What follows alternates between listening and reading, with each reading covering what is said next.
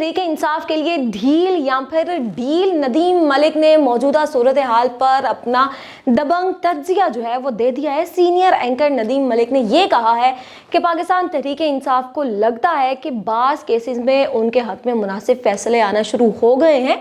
बुशरा बीबी की रिहाई हो या फिर इमरान खान की दोनों बहनों की रिहाई, इंसदाद दहशतगर्दी अदालत के जज अबुल हसनात मोहम्मद जुल्करनैन से मुतालिक इस्लामाबाद हाई कोर्ट के रिमार्क से लग ये रहा है कि अदालतें कुछ फैसले कर रही हैं। इसे रिलीफ कहना चाहिए या फिर ये अदालती इंसाफ है।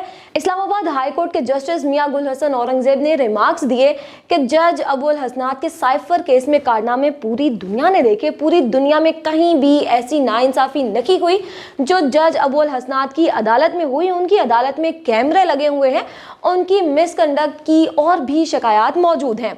नदीम मलिक ने बताया कि 9 मई मुकदमात में पेशावर से भी कुछ लोगों की रिहाई जो है वो हो गई है। मामला बेहतर तरीके से आगे बढ़ें, यही बेहतर तरीका है। अब मुकदमात की शफाफ तहकीकात होनी चाहिए, जहां जिसकी जमानत और रिहाई हो सकती है, इस अमल को भी अब आगे बढ़ना चाहिए। एक तरफा कार्रवाई को खत्म करके हम आंगी के साथ आगे बढ़ने की अब जरूरत है।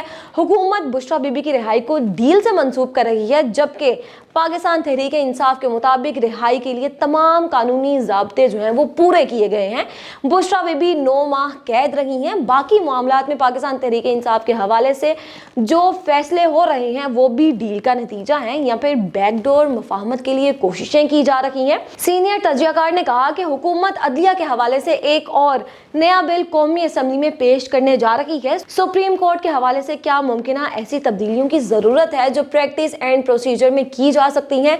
जजेस की तादाद में इजाफे से सीनियर तरीन जजेस जिनका रास्ता हुकूमत पहले रोकना चाहती थी ताकि वो चीफ जस्टिस ना बन जाएं, क्या अभी भी उनका रास्ता रोकने के लिए मजीद कुछ करने की जरूरत है या फिर नहीं?